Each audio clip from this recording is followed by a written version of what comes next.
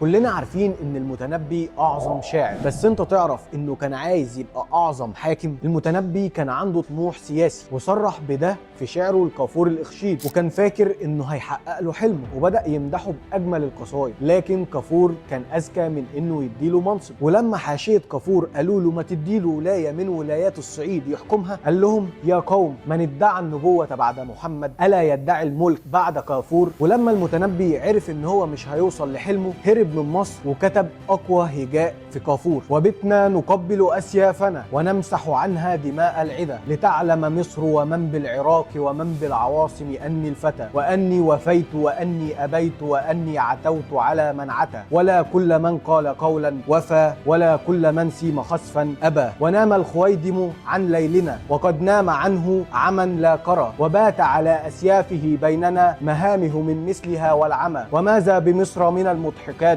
ولكنه ضحك كالبكا، وشعر مدحت به الكركدن بين الخليل وبين الركا، فما كان ذلك مدحا له ولكنه كان هجو الورى. وقد ضل قوم بأصنامهم فأما بذكر رياح فلا، ومن جهلت نفسه قدره رأى غيره منه ما لا يرى.